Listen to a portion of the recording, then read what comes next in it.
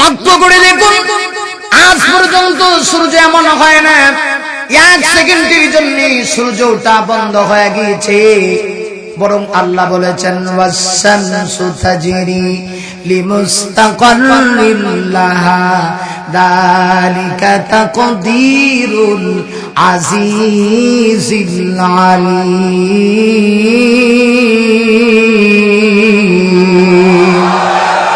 আমার আল্লাহ বলেন সূর্য তার নির্দিষ্ট গতিতেই চলতে আছে, এটা তাকদীরুল আজিজ, এটা নির্ধারিত আজিজ যিনি পরাক্রমশালী তার পক্ষ থেকে। আমার পানের ভাইয়েরা লক্ষ্য করে দেখুন, সূর্য কিয়ামত পর্যন্ত উঠবে, পূর্ব দিকে সূর্য উঠে পশ্চিম দিকে অস্ত যায়। কিয়ামতের আগে এমন একটা সময় আসবে যখন সূর্য পশ্চিম দিকে উঠে যাবে।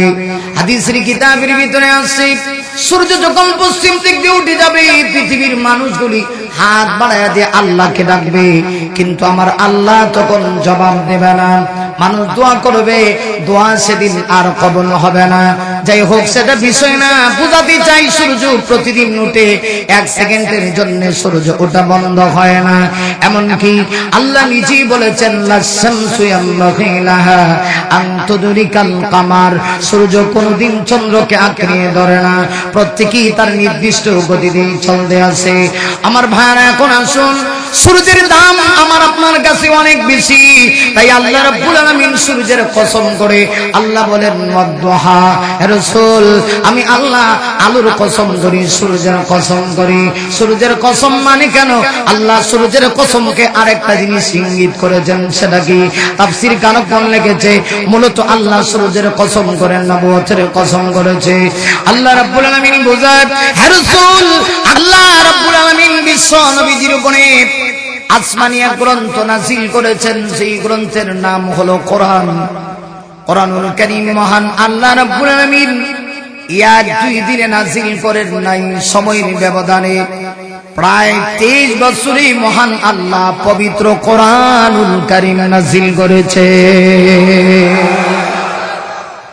কোরআন শরীফ একসঙ্গে নাযিল হয়েছে, এটা কোরআনের এক অনন্য বৈশিষ্ট্য। আসমানি অন্যান্য কিতাবগুলি একসঙ্গে নাযিল হয়েছে, যেমন তাওরাত এক আসমানি গ্রন্থ, এটা একসঙ্গে আল্লাহ পাক নাযিল করে মুসা আলাইহিস সালামকে তুর পাহাড়ে নিয়ে ডেকে তাওরাত কিতাব দিয়েছেন, নেন তাওরাত লয়ে গিয়া উম্মতকে বোঝান। দাউদ আলাইহিস সালাতু ওয়াস সালামের উপরে আল্লাহ আসমানি একটা গ্রন্থ নাযিল করেছেন, এই গ্রন্থের নাম ছিল জাবুর। জাবুর কিতাব একসঙ্গে নাযিল করে দাউদ পয়গম্বরকে আল্লাহ দিয়ে দিয়েছেন। ঈসা পয়গম্বর